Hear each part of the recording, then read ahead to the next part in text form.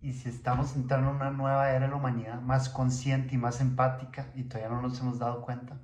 Bueno, para eso este video vale la pena. Vamos a explorar la naturaleza humana, la historia humana, ejemplos de presidentes que han colaborado para evitar catástrofes mundiales. Entonces, espero que les gusten. Pueden poner el video en una velocidad más rápida si quieren verlo durante menos tiempo, pero va a valer la pena. Espero les guste. Nos vemos. Chao. Desde nuestra infancia nos vamos creando una identidad alrededor de nuestro nombre, una identidad alrededor de nuestra familia, una identidad alrededor de las personas y del país en el que crecimos. Y todo esto va haciendo que nuestra identidad se sienta segura cuando está alrededor de personas con las cuales nos identificamos y sentimos cierta similaridad. Sin embargo, con personas extranjeras de otros países, con personas tal vez de otras familias, a veces sentimos cierta distancia. Pensemos en el chiquito que cuando ve un adulto que no conoce, abraza las piernas de su papá o de su mamá porque se siente un poco en peligro. Y todo esto está incrustado en nuestra sangre, en nuestro cerebro. Es algo que viene desde hace decenas de miles de años y que los científicos llaman el sesgo endogrupal. El hecho de que con las personas con las que nos identificamos y tengamos similitudes, nos sintamos en seguridad, pero con otras personas que no vemos recurrentemente o no conocemos bien, pues haya cierta aprehensión a conocer. Esto se dice estar muy incrustado en la naturaleza humana porque viene desde hace decenas de miles de años, cuando vivíamos como nómadas y teníamos que estar buscando siempre territorio nuevo. Cuando vivíamos en clanes de decenas de personas y cuando nos encontrábamos con otro clan no teníamos la capacidad de comunicar, de conocer sus intenciones, y entonces o era una pelea asegurada o un alejamiento de los dos clanes por el desconocimiento de que el otro clan representaba y el peligro. Y esto se ha demostrado hasta neurocientíficamente con la amígdala, que es la parte del cerebro eh, encargada de reaccionar cuando estamos frente a una amenaza o a un peligro. Y lo que se ha visto es que en ciertas personas la amígdala se activa cuando cierta gente observa personas de grupos etnoculturales diferentes que no están acostumbrados a observar. Y no es porque la persona en sí sea mala o peligrosa, sino porque nuestro cerebro se ha acostumbrado a verlas como una amenaza, un peligro. Lo bonito, y esto lo relacionamos al video anterior, es que nuestro cerebro se puede cambiar. Con la meditación, por ejemplo, se ha visto que la amígdala aumenta el tiempo de reacción frente a un peligro, lo que nos permite reaccionar de forma más tranquila, tener más tiempo antes de reaccionar impulsivamente y tomar entonces mejores decisiones. También la meditación ayuda a desarrollar las áreas del cerebro relacionadas con la empatía. Entonces, cuando conocemos a una persona diferente, tenemos la capacidad de ser más empáticos, de querer conocer a la persona sin juzgarla o sin tener estereotipos antes. Y esto, como personas optimistas que queremos mejorar el mundo, es muy importante entenderlo para desarrollar esa empatía, para tener herramientas para cambiar nuestras reacciones impulsivas y naturales que se han incrustado en nuestra naturaleza. Y hay un libro magnífico que da un ejemplo de cómo en el pasado se ha superado ese sesgo endogrupal, y es el de Jeffrey Sachs sobre John F. Kennedy. Entonces, John F. Kennedy ha escuchado cosas positivas, negativas, pero sus discursos son inspiradores y son los que me llevaron a leer este libro. Y en este libro, Jeffrey Sachs dice cómo Kennedy estaba obsesionado con estudiar las guerras que habían existido y cuáles eran sus causas para poder evitarlas. Lo que se dio cuenta es que la mayoría de guerras se podían evitar, que la mayoría de guerras empezaban en un momento de alta tensión y de estrés en la que un hombre de Estado o un militar tomaron una decisión que era apresurada, no tan premeditada, y llevaba de ahí a una guerra que al final nunca era beneficiosa para ninguna de las dos partes. Y entonces Kennedy Imagínense, durante la Guerra Fría, en medio de la crisis de los misiles de Cuba de 1963, decide con Nikita Khrushchev establecer una comunicación directa. O sea, imagínense lo imposible que era eso. La agenda de los dos países era la de no comunicar con el otro, la de intentar traerse abajo a la otra potencia. Pero ellos claramente dicen, una crisis de los misiles no nos va a ayudar a ninguno de los dos, va a tener consecuencias desastrosas para ambos. Establezcamos esta comunicación directa que nos va a permitir no tener malentendidos, no tener una mala comunicación y actuar desde la conciencia, desde el conocimiento, desde miles de cosas que nos permiten tomar mejores decisiones. Y al final el resultado tampoco es que haya sido el mejor, o sea, se tomaron malas decisiones durante la crisis de 1963, pero dice Jeffrey Sachs, eso es lo que evitó a que no pasara a más. Les quería hablar de este ejemplo porque al final, o sea, es un ejemplo de una guerra que puede haber pasado internacional a gran escala, pero los conflictos que tenemos personales con nosotros mismos, los conflictos que tenemos con nuestros familiares, con nuestros amigos, al final tienen esas mismas causas. En algún momento de tensión o de estrés, reaccionamos de forma impulsiva y después estamos insatisfechos con lo que pasó. Y esto, como personas optimistas que queremos mejorar el mundo, es muy importante entenderlo para desarrollar esa empatía, para tener herramientas para cambiar nuestras reacciones impulsivas y naturales que se han incrustado en nuestra naturaleza. Y ahora llegamos a la parte central del video que nos va a permitir responder a la pregunta del final, que casi que toda esta parte está inspirada en este libro del Dalai Lama. El Dalai Lama, al llegar y visitar el occidente, estuvo impresionado por los avances tecnológicos que hemos tenido, por cómo habíamos logrado satisfacer la mayoría de nuestras necesidades básicas y crear una riqueza material muy diferente a la que él tenía, por ejemplo, en Tibet o en India, y, pero quedó negativamente sorprendido por cómo nuestras sociedades occidentales pensábamos en blanco o en negro. No logramos pensar en un punto medio de forma más holística, no logramos pensar en la conexión que hay entre las cosas y en la interdependencia que hay entre las cosas. Pensábamos que todo estaba dividido. Y es que en el mundo oriental, o por lo menos en el budismo, llevan milenios filosofando, pensando sobre este tema de la interconexión y la interdependencia. Y sin embargo, en otras sociedades seguimos construyendo armas nucleares que tenían el potencial de destruir, sí, el país objetivo, pero también tendría consecuencias negativas en el país que envió esa bomba o esa arma nuclear.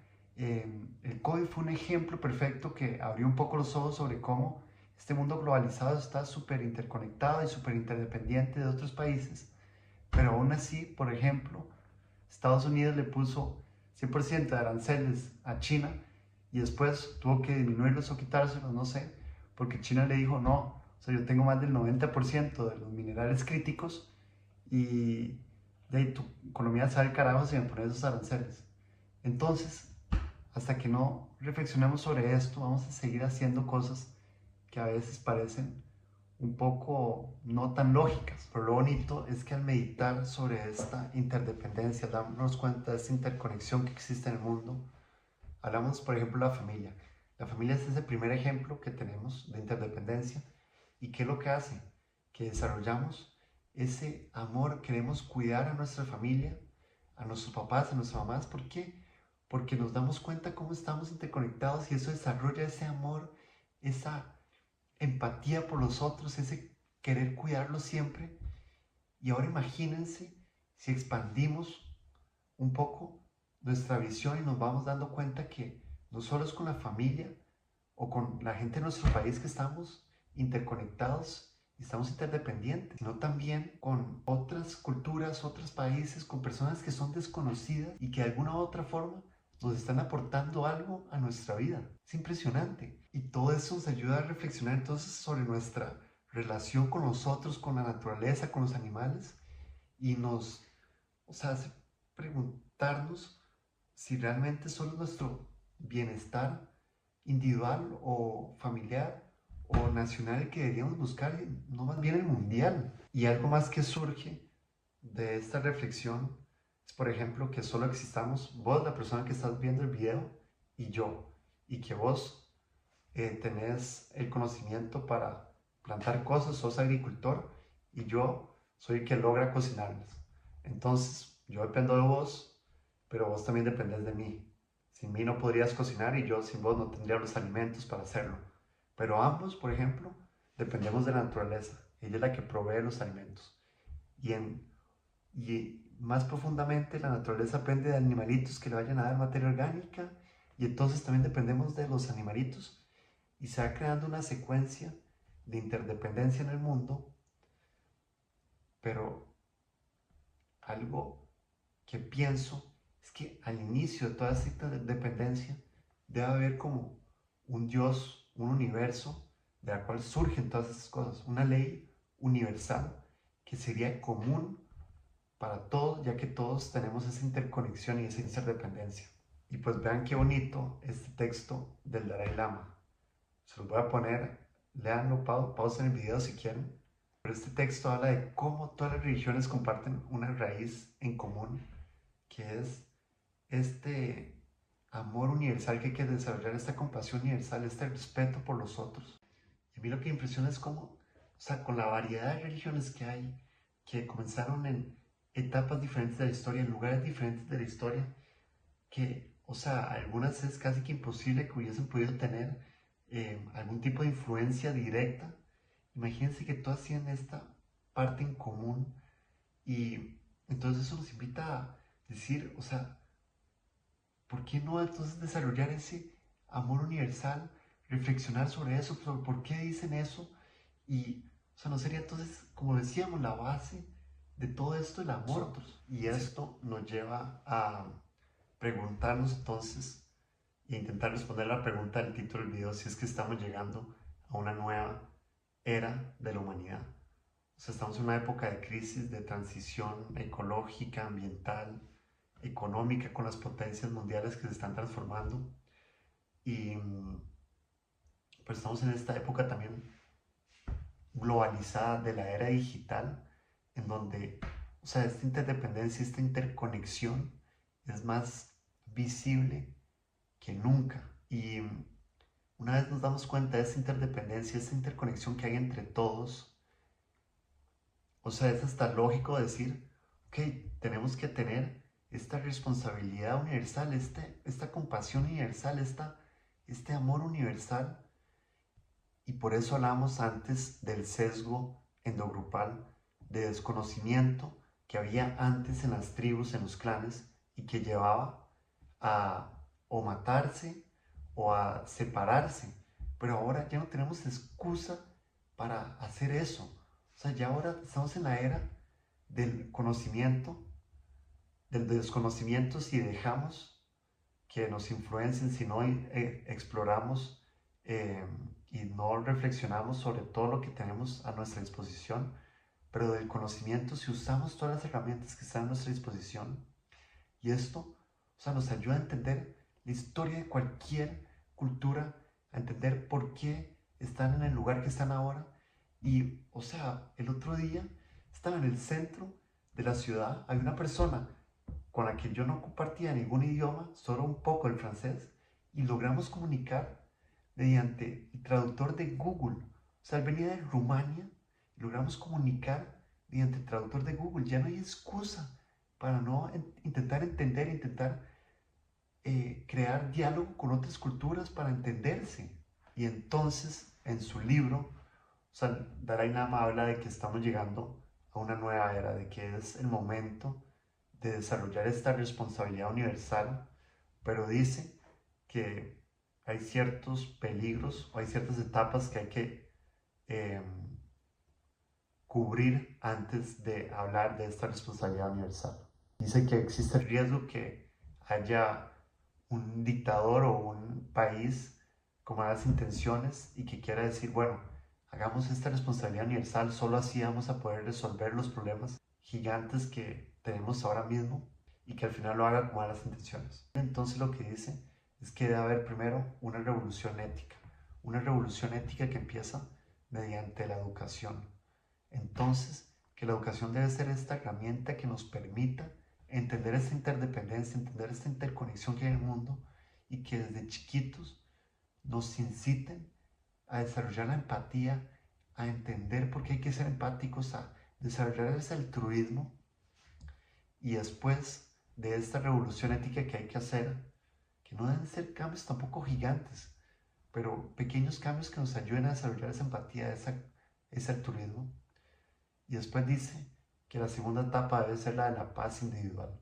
O sea, nosotros podemos desarrollar esa empatía, podemos desarrollar el altruismo, pero hay algo que solo podemos hacer mediante nosotros mismos, trabajando internamente, y es desarrollar la paz individual, que es para estar bien con nosotros mismos, para estar bien después con los demás, con nosotros, y que esta etapa es fundamental para que logremos crear gente que no quiera dañar a los otros por el hecho de que están mal con ellos mismos. Y ya después de todo esto podemos empezar a hablar de esta responsabilidad universal que hay que desarrollar y que es tan importante en este momento de la humanidad en el que estamos. Y les quiero compartir algo muy bonito, un estudio muy bonito que nos da esperanza y como optimistas creo que nos puede ayudar a entender mejor el mundo y para intentar mejorarlo, que es uno que se realizó en 1954, les voy a poner el link abajo, y habla de, querían encontrar cómo surgen los conflictos entre grupos y cómo se pueden solucionar. Y entonces lo que hicieron fue agarrar dos grupos de chiquitos, dividirlos en dos grupos y les dieron una gran identidad a los dos. Les dieron un montón de cosas que creaban la identidad de los dos grupos y que lograban hacer que ambos se sintieran diferentes. Y o sea, eran dos grupos de chiquitos que durante una semana iban a estar en el experimento nada más. Y ya en el tercer día, o sea, había esta rivalidad entre los dos grupos. Había un sentido de pertenencia muy grande por el que pertenecían. Y ya no lograban ni comer juntos, ni jugar juegos juntos. Y todo era fuente de conflicto entre los dos grupos. Los investigadores entonces dijeron, bueno, ¿cómo vamos a solucionar esto? Intentaron organizar comidas juntos para ambos grupos, intentaron organizar actividades más recreativas entre los dos grupos. Nada funcionó. Hasta que empezaron a ponerles problemas a los dos grupos que solo podían solucionar en conjunto, colaborando, dialogando, comunicando. Les comparto este estudio porque es en la etapa en la que estamos. O sea, ahora hay muchos países muy diferentes los unos a los otros, con ideologías muy diferentes los unos a los otros. Pero este estudio muestra que todos estos países que creemos individuos tan diferentes pueden trabajar de forma común, colaborando para solucionar estos problemas. Y es lo que esperemos que vaya a pasar. Como optimistas debemos desarrollar toda esta empatía, debemos desarrollar toda esta comprensión por los demás, todo este altruismo, para que seamos nosotros los que empezamos a cambiar eso. Si no creemos en que vaya a pasar, desarrollémoslo nosotros y hagámoslo posible.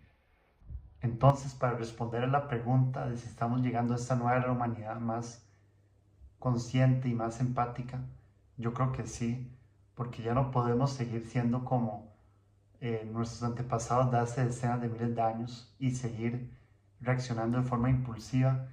No podemos seguir en este estado en el que no usamos las herramientas que tenemos a nuestra disposición y que vemos que nos ayudan a vivir de forma más empática, mejor con los demás. Y es la hora de usar esta era digital del conocimiento para eliminar barreras, para eliminar la división y para vivir en colaboración con personas que tal vez jamás hubiésemos pensado era posible. Entonces, espero que les guste, les haya gustado el video. Los invito a meditar toda esta semana sobre la interdependencia, la interconexión, pero sobre todo a ir desarrollando esa empatía, a ir desarrollando ese altruismo y a ir viviendo de una forma mejor para nosotros mismos y para los demás. Un abrazo, nos vemos, chao.